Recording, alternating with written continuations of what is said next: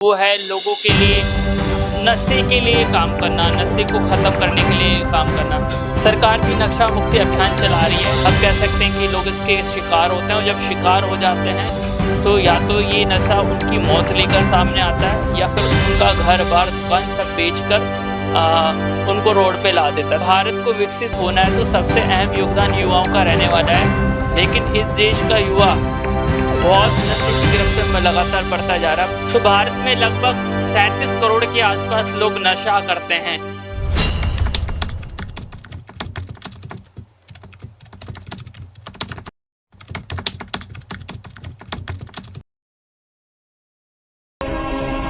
देश दुनिया की हर बड़ी खबर के लिए अभी सब्सक्राइब करें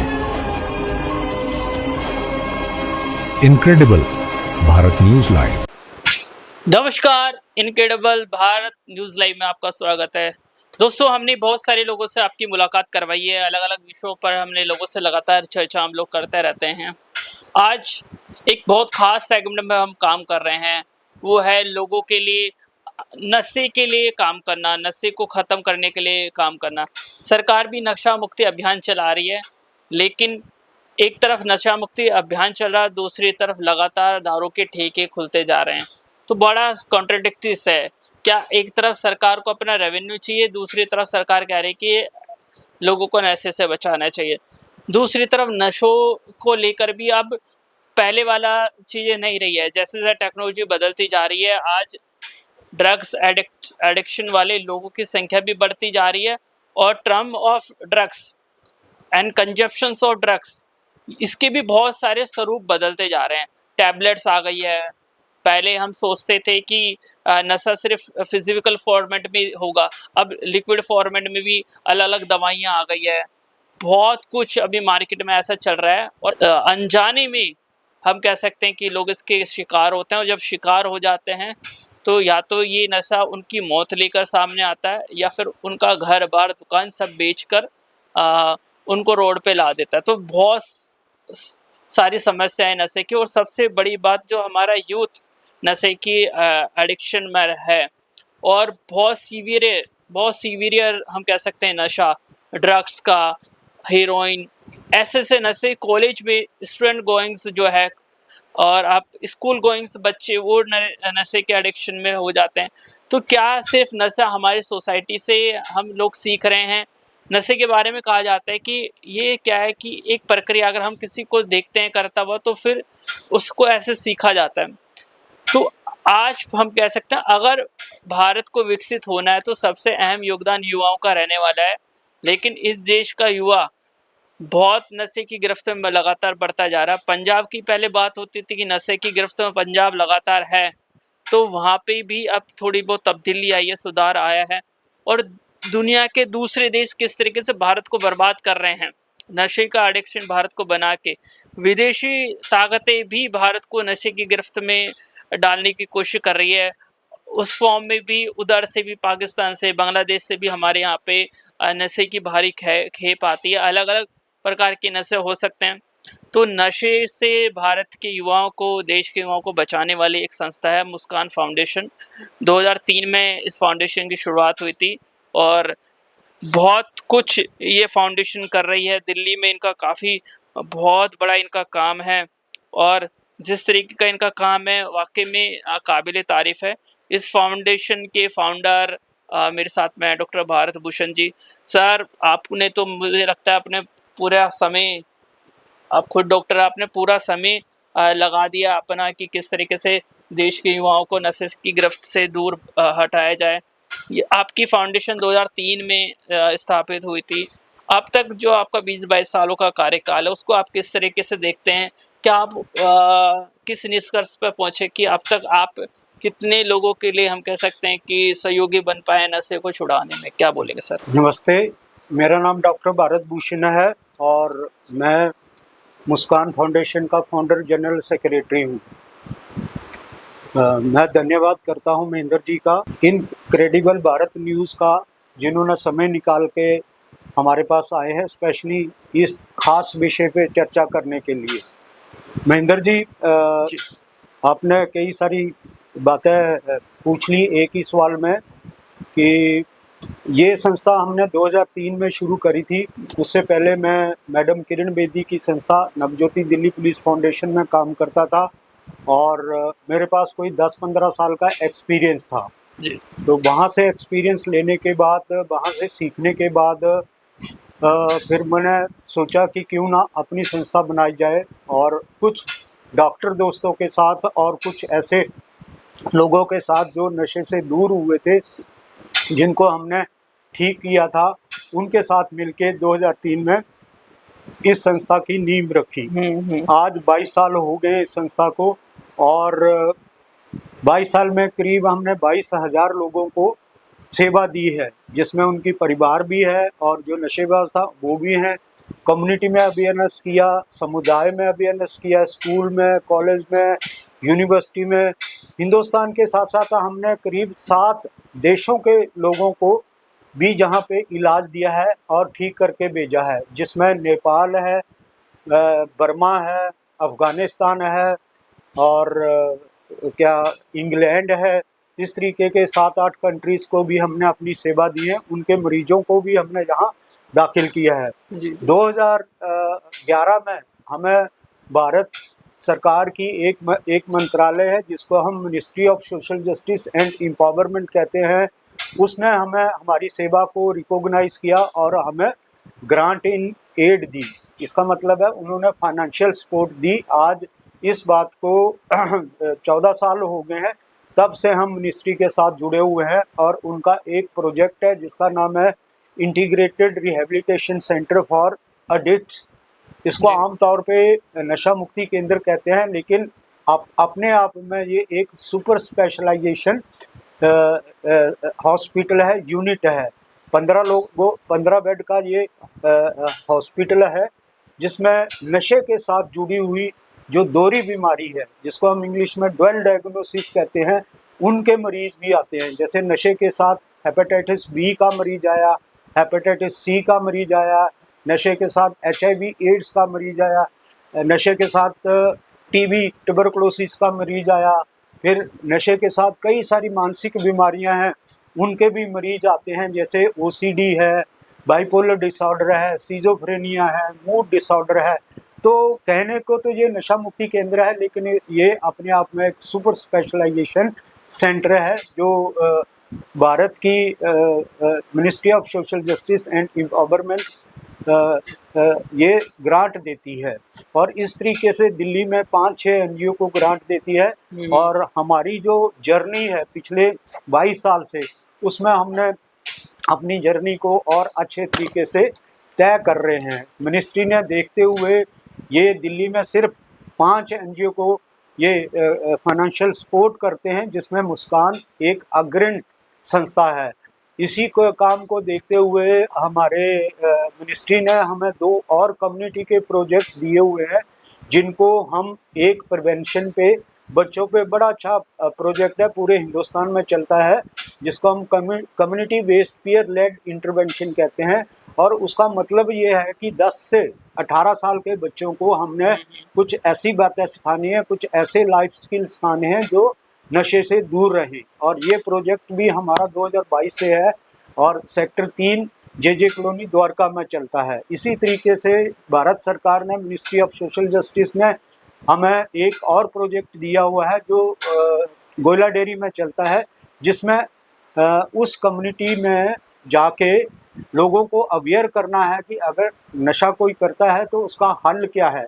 लोगों की पहचान करनी है, उनको तैयार करना है, और कोई तैयार होता है तो उसको इसी नशा मुक्ति इरका में वो रेफ़र करते हैं। इस तरीके से सरकार की तरफ से 3 प्रोजेक्ट है और तीनों प्रोजेक्टों में कुल 30 लोग हमारे पास काम करते हैं, जिसमें उसके अलावा 20 बच्चे जुड़े हुए हैं जिनको हम पीयर एजुकेटर कहते हैं।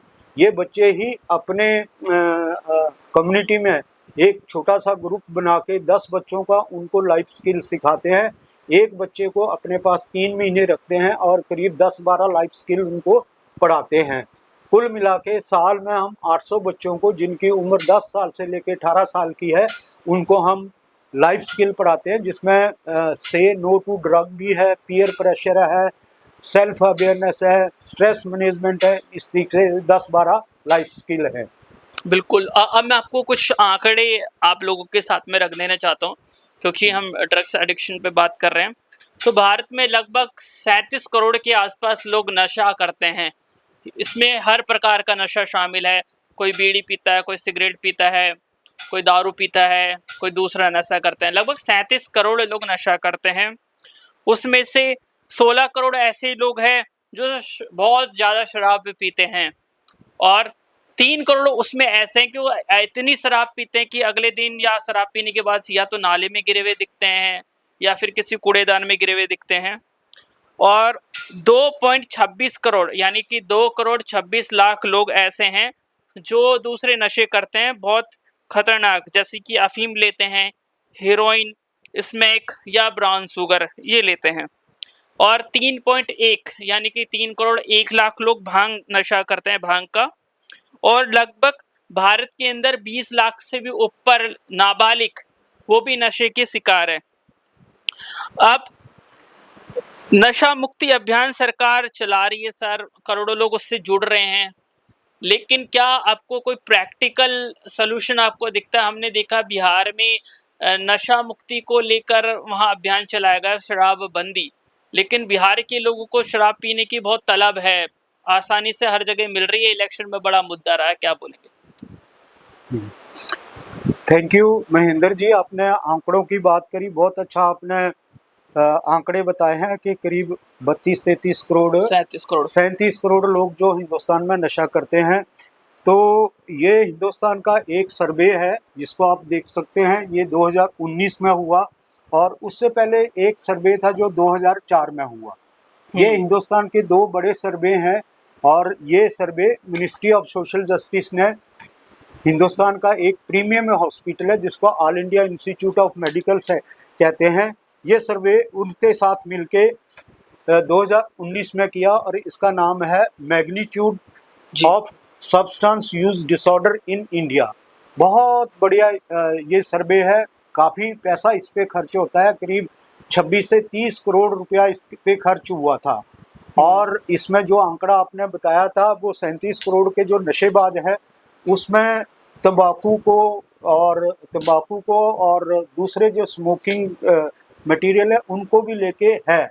अगर हम बाकी नशों की बात करें तो दूसरा आंकड़ा आपने 16 करोड़ का दिया, जिसमें अल्कोहल भी है, ओपियाइड्स भी हैं, जो अफीम से बनने वाले प्रोडक्ट हैं, जिसको स्मैक, हीरोइन और चिट्टा भी कहते हैं। उसके बाद उसमें कैनाबिस प्रोडक्ट भी हैं जिनको हम गांजा, चर्स भी कहते हैं, और कुछ सूंघने वाले नशे भी हैं जिनको हम वाइटनर और टोल्यून जैसे प्रोडक्ट का उसमें एक वो है, नशा है।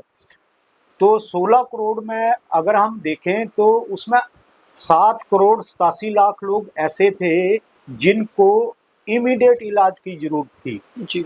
7 करोड़ 87 लाख, जिसमें शराब भी वाले थे, जिसमें गांजे वाले भी थे, और जिसमें हीरोइन वाले भी थे, और कुछ सूंघने वाले नशे या जिनको हम वोलाटाइल सब्सटेंस कहते हैं उनके लोग भी थे। तो 7 करोड़ 87 लाख एक बहुत बड़ी संख्या होती है।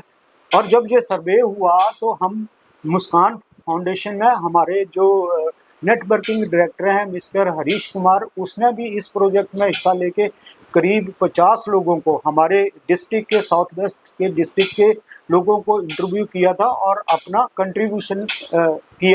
कंट्रीब्यूशन निभाया था कि सर्वे में मुस्कान का क्या योगदान रहा। और ये सर्वे एक बहुत ही एक्सटेंसिव सर्वे था। एक्सटेंसिव का मतलब अब पूरे हिंदुस्तान के साथ हुआ, हर नशे वाले के साथ हुआ, हर जेंडर के साथ हुआ, हर स्टेट में हुआ।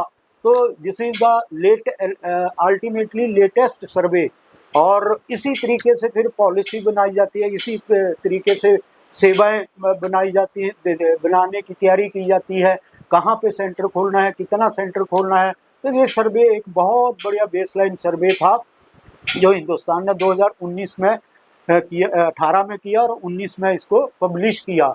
तो जब पब्लिश हुआ तो उसमें भी हमारा पार्टिसिपेशन रहा है, और हमने ये सवाल पूछा था जो एम्स के सर्वे करने वाली टीम थी कि ये अगर 8 करोड़ लोग हैं, इसको इलाज करने के लिए कितना समय चाहिए। तो उनका भी जवाब एक ऐसा जवाब था जिसको सुन के हम और हिंदुस्तान का हर नागरिक परेशान हो सकता है क्योंकि उन्होंने कहा था इसको 250 साल लग जाएंगे इन 8 करोड़ लोगों को ठीक करने के लिए, जबकि सुविधा जो है हिंदुस्तान में सब लोगों को मिला के मिनिस्ट्री ऑफ हेल्थ के 120 सेंटर हैं, मिनिस्ट्री ऑफ सोशल जस्टिस के 400 नशा मुक्ति केंद्र हैं, फिर कम्युनिटी के प्रोजेक्ट हैं, फिर प्राइवेट साइकेट्रिस्ट हैं, इन सब को मिला के 3,30,000 को साल में सेवा देते हैं।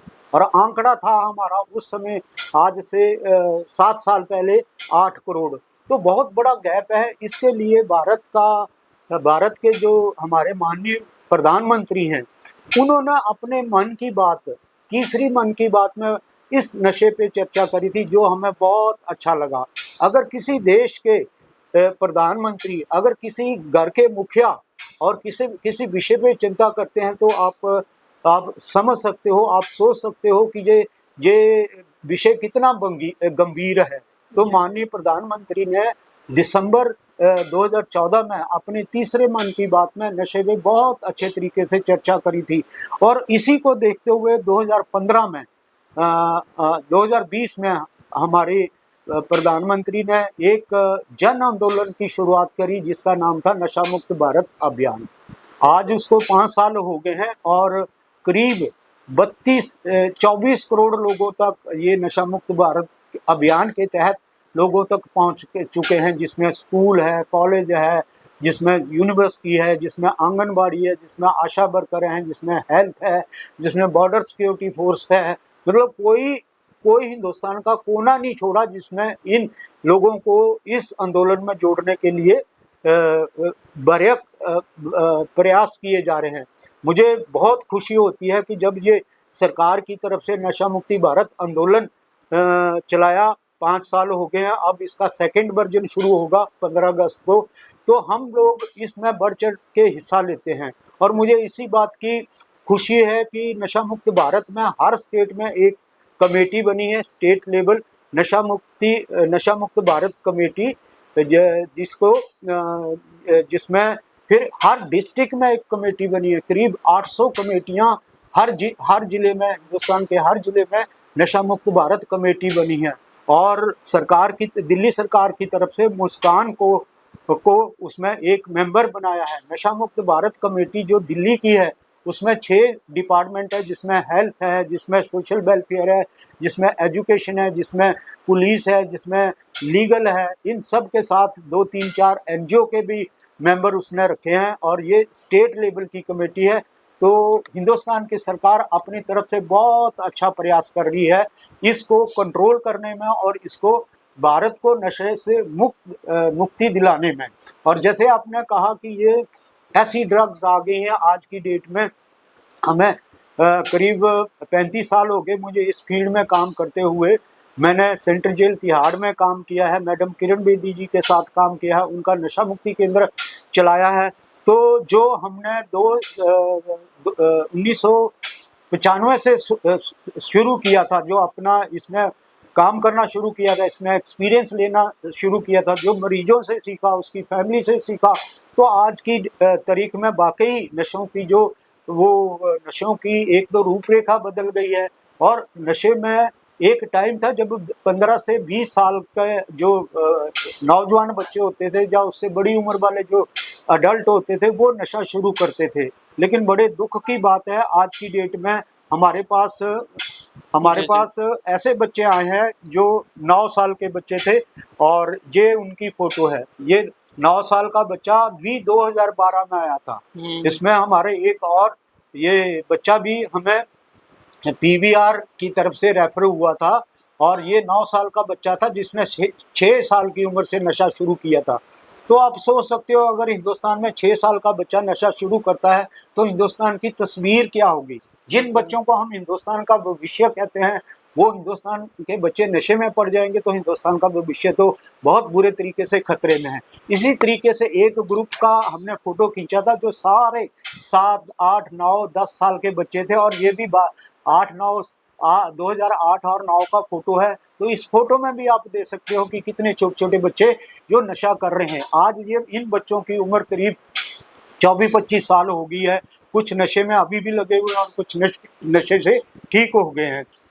दूसरी इस बात पे भी मैं कहना चाहता हूँ, जैसे आपने कहा कि ये कुछ इंटरनेशनल एजेंसीज का हाथ है, जी। ये विदेशी ताकतों का हाथ है, उसमें कोई दो राय नहीं है।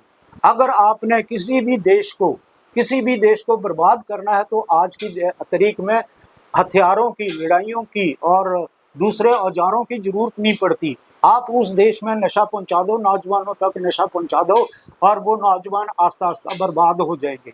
और एक्चुअल हम जब लोगों से बात करते हैं तो अपने घर के, अपने क्षेत्र के अच्छे जो खिलाड़ी थे वो भी बर्बाद हुए, जो अच्छा पढ़ने वाले थे वो भी बर्बाद हुए, जो और स्किल काम करने वाले थे वो भी बर्बाद हुए। तो ये एकदम विदेशी ताकतों का हाथ है, और कोई भी कंट्री जो हिंदुस्तान से जिनकी नहीं बनती वो इस तरीके के प्रयास कर सकता है। बहुत सारे नशे हमारे पड़ोसी देशों से आते हैं, जिसमें अफगानिस्तान है, पाकिस्तान है और ईरान है।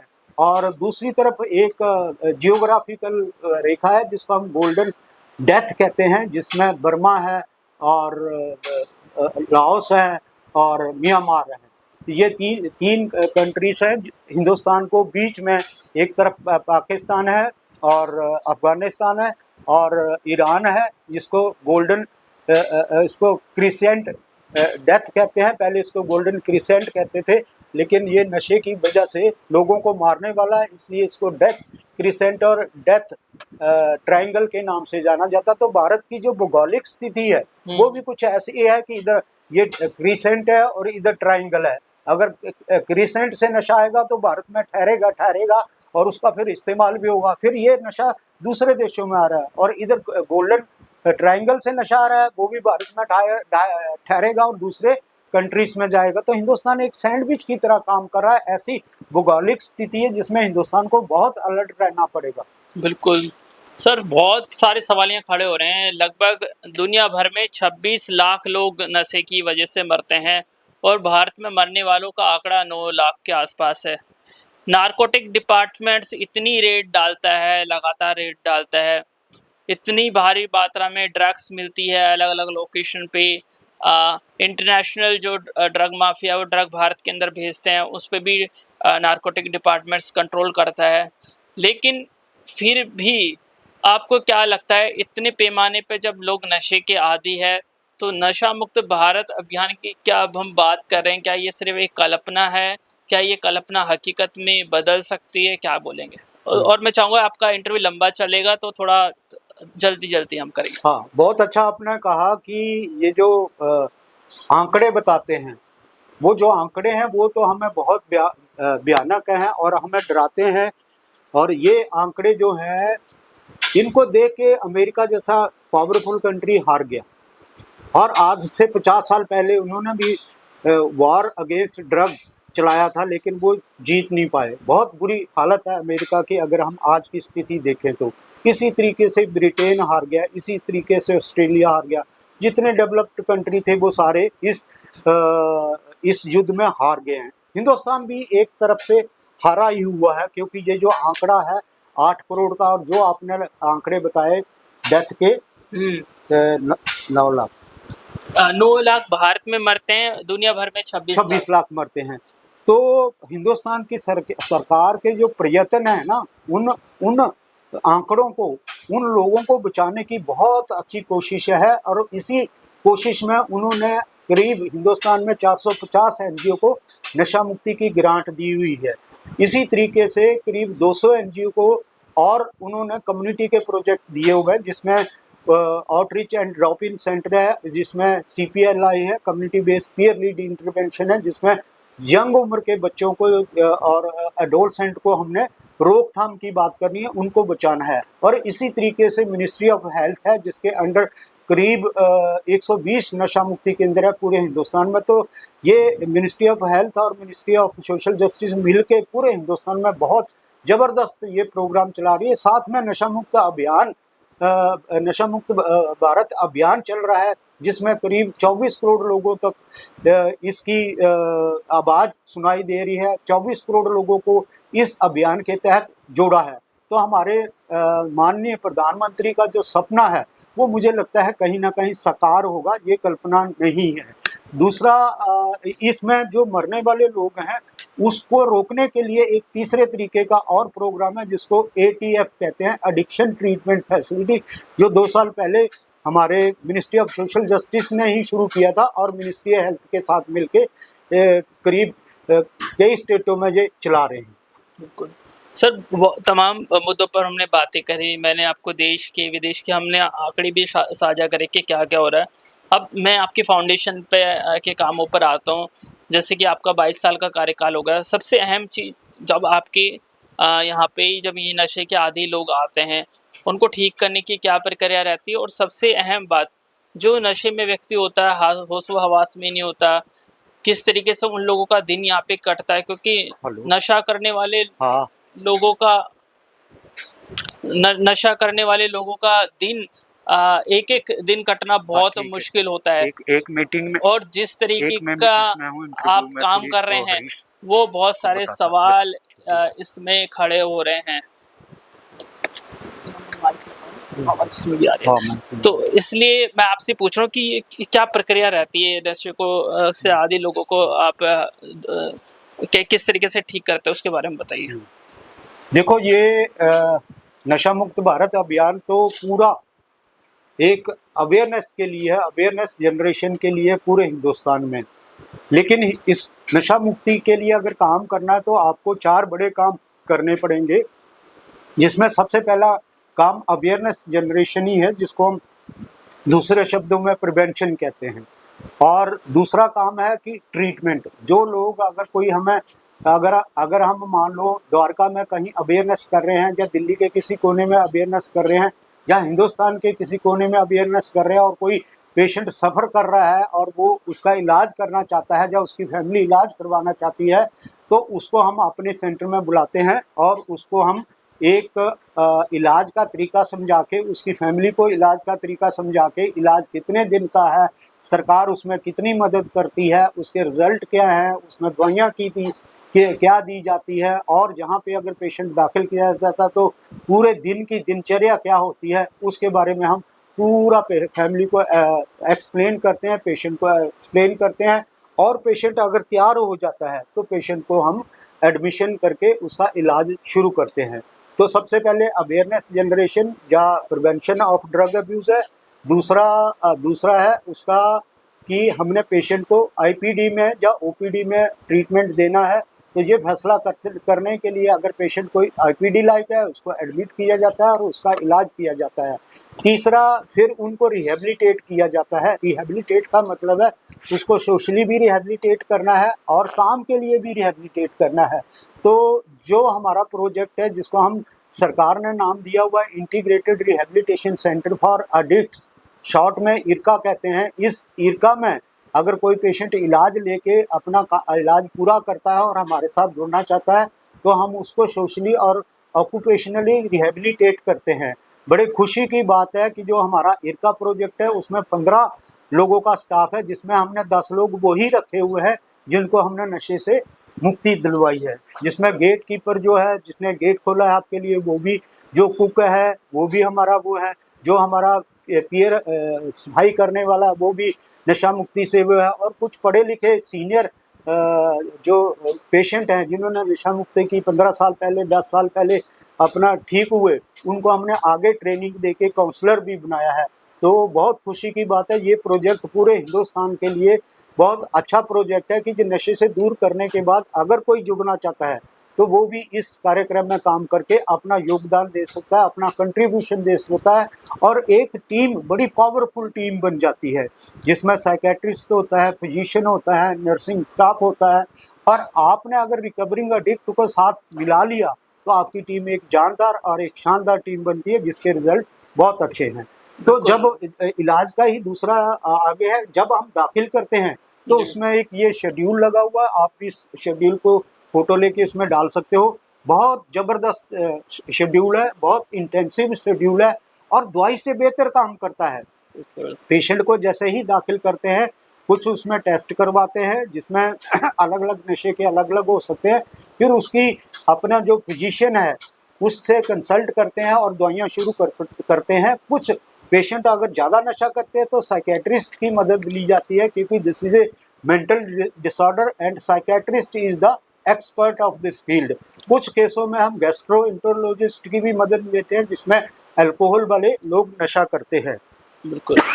तो इस तरीके से मेडिकल चेकअप के साथ मेडिसिन शुरू होती हैं और हर पेशेंट को उसमें तकलीफ होती है, खास करके जिसको हम विड्रॉल सिम्टम कहते हैं। कुछ नशों की बहुत ज़्यादा होती है, कुछ की कम होती है, लेकिन दवाई के साथ ये सारा कंट्रोल हो जाता है और हफ्ते 10 दिन में ये जो पहला इलाज का पार्ट है जिसको हम डिटॉक्सिफिकेशन कहते हैं, it's a management of withdrawal symptom with the psychiatric medicine and with the help of psychiatrist supervision. Second part जो है जिसमें बिहेवियर मॉडिफिकेशन है, उसमें बहुत सारी एक्टिवली ये शेड्यूल जो है उसको फॉलो करते हैं, जिसमें योगा है, नेचुरोपैथी है, जिसमें ग्रुप सेशंस हैं, जिसमें इंडिविजुअल काउंसलिंग है, जिसमें फैमिली काउंसलिंग है, जिसमें पेशेंट को कुछ छोटे छोटे रोल दिए जाते हैं, रोल एंड रिस्पॉन्सिबिलिटी, और कुछ स्पिरिचुअल एक्टिविटी भी करते हैं।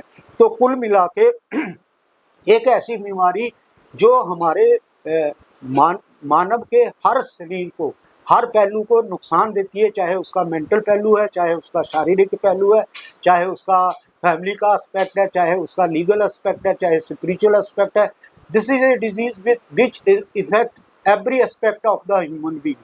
और जब हमने इलाज करना है तो उसमें इन सब का हल ढूंढना पड़ेगा। उसमें मेंटल के लेवल के लिए, मेंटल एस्पेक्ट के लिए साइकेट्रिक की मदद है, क्लिनिकल साइकोलॉजिस्ट की मदद लेनी है, काउंसलर की मदद लेनी है, और बाकी जो फिजिकल पहलू है उसमें फिजिशियन की और डिफरेंट एक्सपर्ट है, जिसमें गैस्ट्रो वाला भी हो सकता है, जिसमें HIV का एक्सपर्ट भी हो सकता है, और उसमें चेस्ट फिजिशियन भी हो सकता है।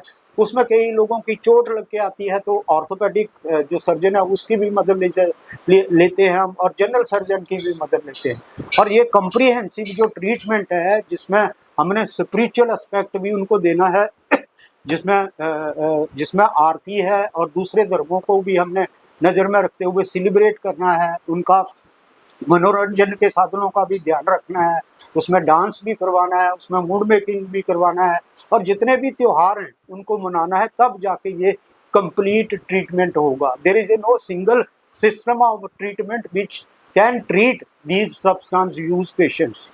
बिल्कुल सर। नशे पर हम बात कर रहे हैं, तो सबसे पहली चीज़ तो मैं आपसे ये जानना चाहूँगा कि नशे की जो जड़ है वो कहाँ है, और कब ये जो जड़ है वो पौधा है वो पेड़ बन जाता है। नशे की शुरुआत कैसे होती है, एक छोटा बच्चा वो कैसे ड्रग्स का एडिक्टेड हो जाता है, जब थोड़ा और बड़ा होता है तो बिना ड्रग्स के वो रह नहीं सकता है, क्योंकि जैसे पानी पीते हैं तो उसके लिए वो ड्रग्स ही उसकी दवाई है। ड्रग्स लेगा तो खड़ा हो पाएगा, ड्रग्स लेगा तो सो पाएगा। क्या बोलेंगे, शुरुआत कहाँ से होती है? बहुत अच्छा महेंद्र जी, कारण क्या है? जब हमने बाकी चर्चा कर ली तो कारण भी बहुत जरूरी है इसका। देखो, इसमें कोई एक सिंगल कारण जो है इसका वो नहीं है, जिम्मेवार नहीं है।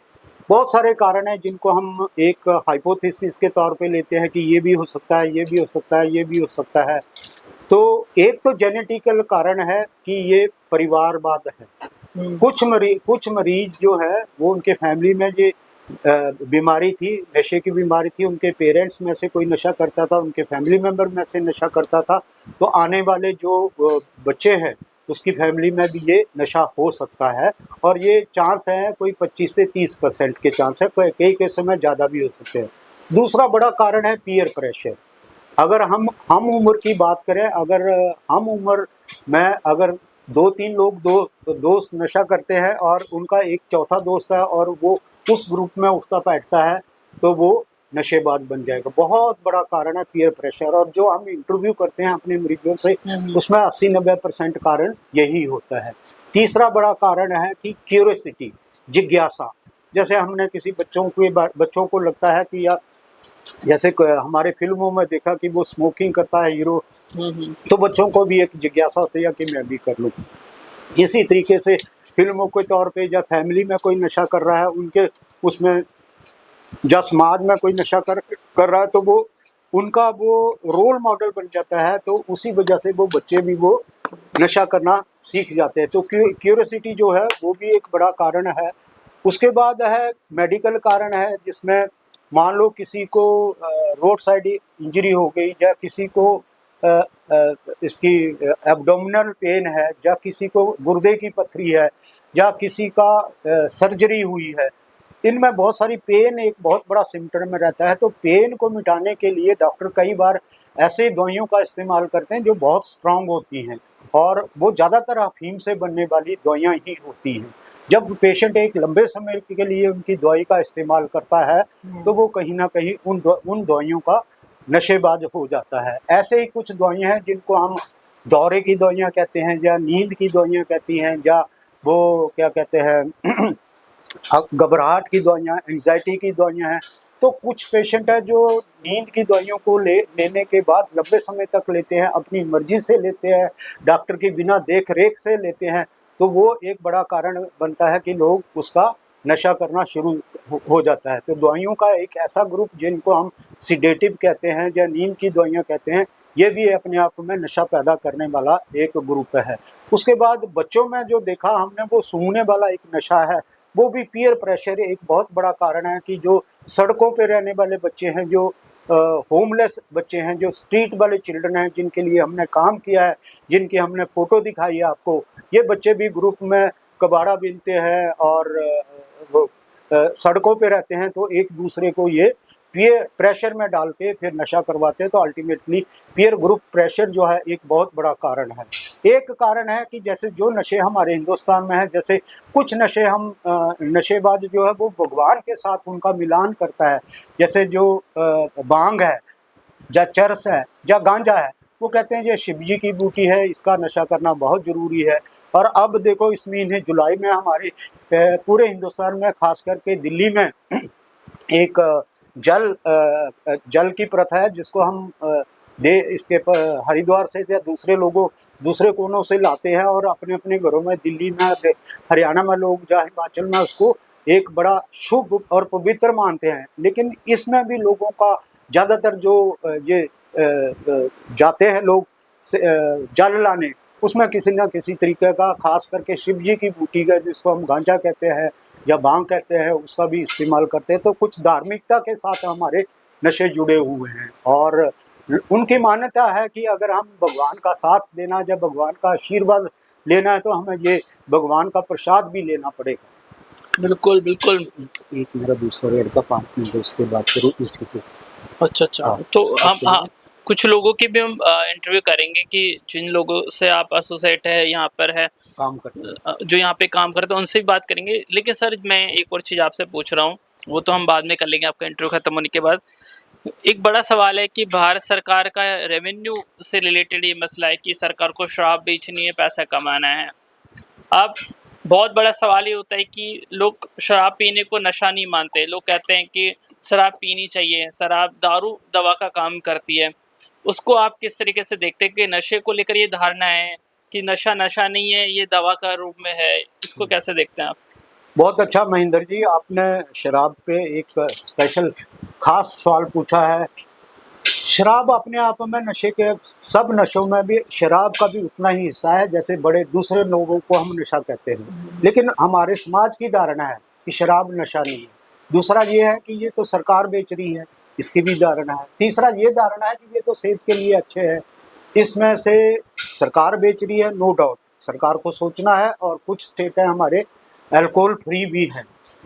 और तीसरी जो है ये सेहत के लिए बहुत सेहत के लिए अच्छी है, ये एकदम धारणा है। ये WHO की एक स्टडी थी और एक छोटे से ग्रुप के साथ स्टडी थी, और वो ग्रुप एक ऐसी जगह रहता था जो कंट्री था या जो वो एरिया था, वो बर्फीला एरिया था, जिसमें साल में 8-9 महीने 10 महीने बर्फ रहती थी। तो उसको WHO को उस स्टडी में थोड़ी सी बाइन लेने के लिए उन्होंने कहा कि ये सेहत के लिए अच्छी है। लेकिन लेटेस्ट स्टडी WHO की पिछले 2-3 सालों की स्टडी है, वो कहती है कि एक भी बूंद सेहत के लिए नुकसान हो सकती है। और ये एक सबसे बड़ा जो इलाज में, जब लोग शराब वाले जो हैं वो अपना इलाज नहीं करवाते, जबकि हिंदुस्तान में सबसे बड़ी संख्या जो आपने आंकड़ा बताया है 8 करोड़ का, उसमें 5 करोड़ कुछ लाख सिर्फ शराब का नशा करते हैं और उनको एक्सेप्टेंस नहीं है इलाज की। उनका कहना है कि जब इसको सरकार ने एक्सेप्ट कर लिया, जब इसको सरकार में प्रमोट कर रहा है, सरकार बेच रही है, जब इसको समाज ने एक्सेप्ट कर लिया, समाज इसको इस्तेमाल करता है, समाज पार्टियों में इस्तेमाल कर रहा है, तो हमें क्या फ़र्क पड़ता है। लेकिन एक डॉक्टर होने के नाते मैं ये कहना चाहता हूँ कि ये धारणा है, शराब को ठीक करना बहुत मुश्किल है, क्योंकि उनमें एक्सेप्टेंस ही नहीं आती। उनका बहुत अच्छा ये रीजनिंग का वो है कि इसको सरकार बेच रही है, फैमिली एक्सेप्ट कर रही है और समाज एक्सेप्ट कर रहा है, तो इसको इलाज की या छोड़ने की कोई ज़रूरत नहीं है। और ऐसे पेशेंट हमने देखे हैं कि उनको ठीक करना भी आसान नहीं है। और दूसरा देखो, एक अब भारत सरकार का जो या दुनिया की दूसरी सरकारों का जो सोच है कि इसमें this is a revenue generative और जनरेशन सब्सटेंस, बहुत अच्छा रेवेन्यू इससे मिलता है और बहुत सारी सरकारें इस पर टिकी हुई होती हैं। और जब हमने कोरोना में देखा था, कोरोना के बाद जब इसमें कर्फ्यू वो था, या कोरोना का जो लॉकडाउन ओपन हुआ था, तो सबसे पहले सरकारों ने अपने ठेके खोले थे। इसीलिए खोले थे कि उनका रेवेन्यू जो था, उनको उस समय रेवेन्यू की बहुत ज़्यादा ज़रूरत थी। लेकिन ये दुख वाला पहलू है कि सरकार को अपना रेवेन्यू भरने के लिए अपने ही सिटीजन का किसी एक फैमिली का घर बर्बाद करना, ये एक जस्टिस नहीं है। आपको रेवेन्यू जनरेट करना है, आपको अपना रेवेन्यू भरना है, तो आप दूसरे तरीके ढूंढो, लेकिन अपने देश के, अपने परिवारों का नुकसान करके, परिवारों को बर्बाद करने के बाद अगर आपका रेवेन्यू खजाना बढ़ता है, तो मुझे लगता है कि ये एक अच्छी बात नहीं है। This is not justice with your own citizen. बिल्कुल। अब मैं सर जल्दी आपके क्योंकि आप इतना अच्छा काम कर रहे हो, आपकी फाउंडेशन मुस्कान फाउंडेशन के बारे में लोगों को और ज़्यादा पता होना चाहिए, तो कुछ जल्दी मैं सवाल पूछ लेता हूँ। सबसे पहली चीज़ तो ये पूछ रहा हूँ मैं आपसे कि अब तक जितना आपने बताया कि लगभग काफ़ी छात्र यहाँ से, बहुत सारे लोग यहाँ से नशा 22,000 लोग पहुँच गए हैं हम जी, सिर्फ इलाज के जरिए। तो इसमें मैं पूछना चाह रहा हूँ, क्या इसके अंदर सिर्फ आपने लड़कों को शामिल किया है, क्या लड़कियाँ इसमें शामिल हैं?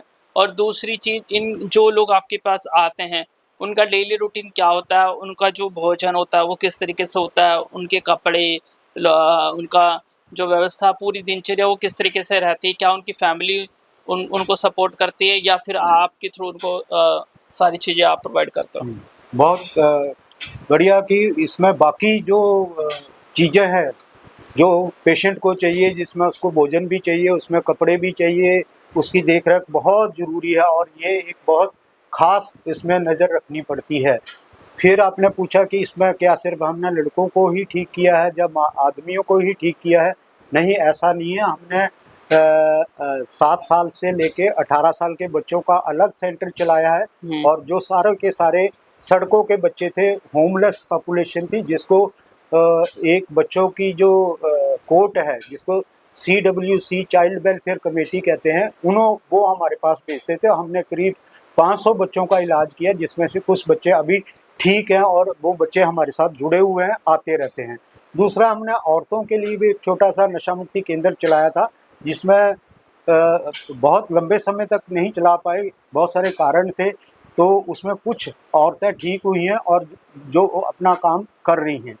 तीसरा, जब हम इसकी बात करते हैं, ये जो हमारा नशा मुक्ति केंद्र है, जिसको मैं अपनी तरफ से सुपर स्पेशलाइजेशन यूनिट कहता हूँ, सुपर स्पेशलाइजेशन एक फैसिलिटी कहता हूँ। इसमें देखो 24/7 हमें मरीजों को सेवा देनी है, तो दवाइयों के अलावा इसमें काउंसलिंग की भी सेवा 24/7 रहती है, और उसमें खाने भोजन की भी व्यवस्था रहती है, उसमें साफ़ सुथरे कपड़े भी उनको मिले, इसकी भी व्यवस्था रहती है। तो बहुत अच्छे तरीके से हमने अपने इसको नशा मुक्ति केंद्र को कुछ डिपार्टमेंट में बांटा हुआ है। जैसे एक मेडिकल का डिपार्टमेंट हो गया, जिसमें 2-3 स्टाफ मेडिकल की ही देख रेख करते हैं, जिसमें एक फिजिशियन है, 2 नर्सिंग स्टाफ है, और 1-2 वॉलंटियर पेशेंट्स वो उसकी देखभाल करते हैं, जिसमें मेडिकल और इमरजेंसी का ध्यान रखना है, दवाई टाइम से देनी है उनको, और डॉक्टर से चेकअप टाइम से करवाना है, डेली करवाना है, इस तरीके से। दूसरा कंपोनेंट है इसमें psycho social component. Psycho social का मतलब उनकी काउंसलिंग टाइम से होनी चाहिए, उनका ग्रुप सेशन टाइम से होना चाहिए, उनका जो कोई काउंसलिंग का सवाल है, जब उसकी फैमिली को कब बुलाना है, उनके साथ क्या बात करनी है। फैमिली को एजुकेट करना बहुत ज़रूरी है इस बीमारी में, क्योंकि पेशेंट यहाँ पे कुछ समय के लिए रह के 1 महीने से 3 महीने रह के, और कुछ पेशेंट उससे भी ज़्यादा रहते हैं। तो पेशेंट तो जहाँ बहुत अच्छे तरीके से अपनी काउंसलिंग सर्विस लेता है, अपनी मेडिकल सर्विस लेता है, लेकिन उसके घर वालों को नहीं पता इलाज क्या है और कैसे इलाज होता है, और ये 24/7 करते क्या हैं हमारे मरीज। तो फैमिली को बुला के फैमिली को एजुकेट करना बहुत ज़रूरी है। ये एक ऐसी बीमारी है, अगर फैमिली वालों को नहीं पढ़ाएंगे तो ये इलाज पूरा नहीं है। This is a disease which is similar to the sexual transmitted disease, where we have to treat both the partner patient as well as his or her family member। तो इसमें भी हमने फैमिली मेंबर को educate करना है। और कई के मामलों में तो फैमिली बीमार हो चुकी होती है, उसको मेडिकल सपोर्ट की भी जरूरत पड़ती है। तीसरा एक डिपार्टमेंट है हमारा कुकिंग का। तो उसमें हमारे पास एक ट्रेंड कुक है, उसके साथ 2 असिस्टेंट हैं, असिस्टेंट कुक हैं, एक पेशेंट एक अपना पूरे हफ्ते का मेनू बनाते हैं। सवेरे ब्रेकफास्ट में चाय है, सबसे पहले बेड टी है, फिर ब्रेकफास्ट में क्या मिलता है उसका मेनू बनाते हैं, फिर 11 बजे चाय है, फिर 11 बजे चाय है, उसके बाद फिर लंच का खाना है, उसके बाद शाम को चाय है, फिर डिनर है। तो क्या मेनू बनाना पेशेंट डिसाइड करते हैं। तो उसमें जो हमारा कुक जो है वो उनकी मदद करता है, और एक हम बड़ा साफ़ सुथरा खाना देते हैं, फ्रेश खाना देते हैं, टाइम से खाना देते हैं। सबसे बड़ी बात है कि इन लोगों को अगर आप टाइम से खाना देते हो तो सिंपल खाना भी इनके लिए बहुत फ़ायदेमंद का होता है। तो कुकिंग का हमारे पास डिपार्टमेंट है। Then we have laundry department. बहुत अच्छा आपने पूछा है, क्योंकि किसी जो नशा मुक्ति केंद्र है उसमें हाइजीन का ख्याल बहुत अच्छे से नहीं रखा जाता। तो हाइजीन कैसे मेंटेन करना है, एक बहुत अच्छा हमने मेथड डेवलप किया हुआ है कि सवेरे जब फैमिली उठती है तो सबसे पहले उनका काम है नहाने धोने का, फ्रेश होने का, ब्रश करने का। तो हमने एक रिकॉर्ड मेंटेन किया हुआ है, रजिस्टर मेंटेन किया हुआ। उसमें हर पेशेंट का ये लिखते हैं कि क्या उसने ब्रश किया, क्या वो नहाया, क्या उसने अपने अंडरगारमेंट चेंज किए। उसको एक सीनियर पेशेंट सुपरवाइज करता है, और ये रिकॉर्ड मुझे लगता है पूरे हिंदुस्तान में किसी के पास ही शायद हो, लेकिन हम अपने यहाँ पे बहुत अच्छे तरीके से मेंटेन करते हैं। जो पेशेंट है, हमारे पेशेंट कुछ ऐसे भी हैं जो नहाना पसंद नहीं करते, जो कपड़े बदलना पसंद नहीं करते, लेकिन ये जो हमने एक रिकॉर्ड मेंटेन किया हुआ, ये बहुत अच्छे तरीके से वेरीफाई कर सकते हैं कि कब मरीज नहाया था और कब मरीज ने कौन से कपड़े डाले थे। वॉशिंग मशीन रखी हुई है, पेशेंट को जो सीनियर पेशेंट है उसको थोड़ी सी ट्रेनिंग देते हैं, वो बाकी लोगों के कपड़े वॉशिंग मशीन पे धोते हैं, उसमें हमारा स्टाफ भी मदद करता है। और ये एक और मुश्किल वाला काम है कि ये अगर मान लो आपके पास 25-30 मरीज हैं तो आपके पास सुखाने की भी जगह होनी चाहिए। और ख़ास करके आजकल के मौसम में जब भी हम सवेरे कपड़े डालते हैं छत पे तो थोड़ी देर बाद बारिश आती है तो पूरी मेहनत हमारी ख़राब हो जाती है। तो आपको आपकी टीम बहुत अलर्ट होनी चाहिए कि कपड़े डाले हैं और बारिश आ रही है तो उसको उठा के भी लाना है। ये इस तरीके से है। तो हाइजीन जो है किसी भी नशा मुक्ति केंद्र में is very important component, and we have to supervise, very closely supervise hygiene of every patient. बिल्कुल। अब लास्ट के सर 2 सवाल है, बहुत जल्दी मैं उसको ख़त्म करूँगा क्योंकि बहुत लंबा हो गया। मैं देखता हूँ कि जो बच्चा सिगरेट पीता था नशा मुक्ति केंद्र में उसने 20 दिन बिताए, आके वो दारू और स्मैक भी पीने लग गया। तो नशा मुक्ति केंद्र की तो ये हालत देश के अंदर है। वहाँ पे अगर कोई कम नशा करने वाला जाता तो वो पूरा बिगड़ के ही आता है, और ऐसे बहुत सारे उदाहरण हैं। भारत में और भी नशा मुक्ति केंद्र चल रहे हैं। आप लोगों से सरकार को, जो नशा मुक्ति केंद्र चला रहे हैं, क्या सिर्फ सरकार से ग्रांट लेना ही और अपना घर भरना ही उनका काम है, या इन लोगों को कुछ बड़े इनिशिएटिव लेके वाकई में जिसके लिए उनको स्थापित हुए हैं वो काम करना चाहिए? नशा मुक्ति केंद्रों की आपके केंद्र से तुलना करते हैं तो कहाँ आंकते हैं आप? अगर तुलना करें तो उसके लिए तो बेटर जज आप हैं। दूसरा, गवर्नमेंट ऑफ इंडिया एक बड़ा अच्छा काम करती है। जिनको अपने साथ मिलाती है उसको ठोक बजा के उसको अच्छे तरीके से वेरीफाई करती है। उसका एक्सपीरियंस है नहीं है, उसके पास टीम है नहीं है, उसके पास एक्सपर्ट है नहीं है, फाइनेंशियल उनके पास है नहीं है, क्योंकि फाइनेंशियल सपोर्ट गवर्नमेंट साल के बाद देती है, तो साल तक क्या चला पाएंगे। तो गवर्नमेंट अपने साथ आसानी से जोड़ती नहीं है। वो हमारा एक और वो एग्ज़ाम है जो गवर्नमेंट हमें सोच समझ के पास करती है। उसमें भी दो गवर्नमेंट है, एक स्टेट की गवर्नमेंट है, अगर हम दिल्ली में तो दिल्ली स्टेट की गवर्नमेंट अलग इंस्पेक्शन करेगी, वो अपने रिकमेंड करेगी, और उसके बाद सेंटर की गवर्नमेंट है जो मिनिस्ट्री हमें पैसे देती है, उसकी वहाँ एक और कमेटी बैठी हुई है, वो इसको देखती, इस चीज़ को देखती है कि आप वो है। हाँ, ये आपने कहा कि क्या आप ग्रांट के लिए ही काम करते हैं, तो मुझे बड़ी खुशी है कि हम ग्रांट से कई गुना ज़्यादा काम करते हैं। सरकार हमें करीब 35 लाख रुपया देती है इस 15 बेड के मरीजों को, 180 मरीजों को जो हम सेवा देते हैं साल में। लेकिन हम उसमें कुछ और पैसा जनरेट करके हम उससे डबल पैसा वो करते हैं। हमारा इस जो उदाहरण के लिए सरकार हमें किराए में 18,000 रुपया देती है अपना नशा मुक्ति केंद्र चलाने के लिए, हम तो 1 लाख रुपया किराया दे रहे हैं। ऐसे ही जो हमारे स्टाफ की सैलरी है, स्ट्रक्चर्ड है, वो स्टाफ एक मरीज को देती है, काउंसलर को 16,500 17,000 तनख्वाह देती है, हम उसको 30,000 देते हैं। ऐसे ही हमारा जो दूसरा वो है स्टाफ जो ऑफिस एग्जीक्यूटिव है, इस तरीके का जो स्टाफ की जो ग्रांट की वो है, वो देखो एक तरीके से सपोर्ट है, that is not the full grant. और उसके बावजूद भी ये जो प्रोजेक्ट है ये 90 और 10% की उसमें चलता है। 90% सरकार ग्रांट देती है, 10% हम लगाते हैं, लेकिन मुझे लगता है कि हम उससे कहीं ज़्यादा लगाते हैं। तो ऐसी कोई बात नहीं है। और हमारा एक रिकॉर्ड आपके पास है, एक तो दिल्ली में सिर्फ 5 लोगों को ही ग्रांट मिल रही है, क्यों नहीं, जहाँ 100 नशा मुक्ति केंद्र है उनको क्यों नहीं ग्रांट मिल रही। तो सरकार ऐसे नहीं जोड़ती अपने साथ के लिए, फिर साल में कम से कम 3 बार 4 बार अपने आप वो इंस्पेक्शन करती है, और दुनिया भर के और लोगों को भी भेजती है कि देख के आओ वहाँ काम हो भी रहा है, नहीं है हो रहा है, वहाँ पेशेंट हैं भी या नहीं है, वहाँ किचन है भी या नहीं है। उदाहरण के तौर पे 4 दिन पहले ही हमारे मिनिस्ट्री के एक बहुत सीनियर अफसर ने विजिट किया है, और उम्मीद है कि आने वाले टाइम पे हो सकता है कोई मंत्री भी यहाँ पे विजिट करे। इसीलिए तो ऐसा सेंटर नहीं है कि जो सिर्फ ग्रांट के लिए पैसा काम करता है। और आप अभी लोगों से इंटरव्यू करोगे तो मैंने आपको दोबारा बता रहा हूँ कि 15 में से 10 लोग वही हैं जिनको हमने ठीक किया। एक 22 साल से ठीक है, बहुत खुशी की बात है, 22 साल का लड़का जिसने 22-25 साल नशा किया और 22 साल से ठीक है, अभी आपसे मिलेगा। दूसरा हमारा 15 साल से ठीक है, तीसरा 18 साल से ठीक है, चौथा 8 साल से ठीक है। तो 10 लोग वही हैं जिनको हमने ठीक किया है। इसमें भी अगर कोई आपको कोई किसी तरीके की कोई मंशा है तो आप खुद उनसे बात कर सकते हैं। एक आखिरी सवाल सर, स्कूल के बाहर 100 मीटर के दायरे में कहा जाता है कि नशे की दुकानें नहीं खुलनी चाहिए।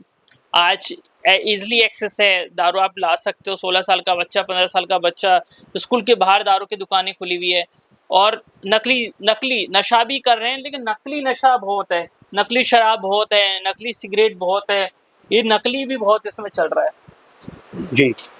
असली और नकली जो है, असली भी ऐसा सब्सटेंस है टबैको, और टबैको से बनने वाले पदार्थ जो सेहत को किसी तरीके से कोई फायदा नहीं देते। अगर उसमें नकली है तो और ज्यादा नुकसान है। और जैसे आपने 200 मीटर की बात करी, ये तो मिनिस्ट्री ऑफ हेल्थ का एक कानून बना हुआ है, वो मिनिस्ट्री ऑफ हेल्थ को हमें भी जागरूक करना है, आपको भी जागरूक करना है। और जो जहाँ पे ऐसी वो जहाँ पे ऐसी दुकानें हैं उनको हमारा RW भी एक्शन ले सकता है। RW एक ऐसी बॉडी है जो इन छोटी छोटी परेशानियों के लिए खड़े होकर बात कर सकता है, और उसी एरिया में बाकी कोई इंस्टीट्यूशन है उसको भी बात करनी चाहिए, कोई गवर्नमेंट का हॉस्पिटल है उसको भी बात करनी चाहिए, कोई कॉलेज है उसको भी बात करनी चाहिए। तो ये एक ऐसी लड़ाई है जिसमें अकेला कोई कुछ नहीं कर सकता। We have to fight this war against drug unitedly. इसीलिए हिंदुस्तान में इसको नाम दिया है नशा मुक्त भारत अभियान, आंदोलन है। बिल्कुल, और इस आंदोलन की शुरुआत, इस लड़ाई की शुरुआत होगी आपके अपने घर से। हर व्यक्ति को नज़र रखनी कि किसके परिवार का व्यक्ति, किसके परिवार का बच्चा क्या कर रहा है, अपनी के अलावा अड़ोसी पड़ोसी पे भी नज़र रखनी है कि क्या कोई बच्चा, कोई बड़ा गलत रास्ते पे तो नहीं जा रहा है। और सबसे बड़ा सवाल ये भी खड़ा हो रहा है कि सरकार वाकई में नशा मुक्त भारत अभियान बनाना चाहती है तो नशे पे परमानेंट रोक क्यों नहीं लगा रही है, ये भी बहुत बड़ा सवाल है। लगातार शराब का उद्योग, लगातार नशे का उद्योग किस तरीके से फल फूल रहा है, ये भी बहुत बड़ा सवाल है। और भारत के बड़े बड़े नेता, बड़े बड़े कॉरपोरेट नशे के बिजनेस में हैं। बहुत सारे फिल्म एक्टर्स जिनको आप अपना रोल मॉडल मानते हैं, पर्दे के पीछे वो नशे का काला कारोबार चला रहे हैं। और ऐसे लोगों के नाम बार बार सामने आते हैं, फिर भी ये लोग बाज नहीं आते। तो आप काफ़ी अच्छा काम कर रहे हो, सर से सीखने की ज़रूरत है, मुस्कान फाउंडेशन से सीखने की ज़रूरत है कि कम रिसोर्सेज में भी लोगों के लिए अच्छा काम किया जा सकता है। सर, आपने लंबा समय दिया, आपका बहुत बहुत धन्यवाद। नमस्ते Thank you, जी, sir. और बहुत बहुत धन्यवाद महेंद्र जी आपका भी और आपके चैनल का भी। Thank you sir. नमस्ते।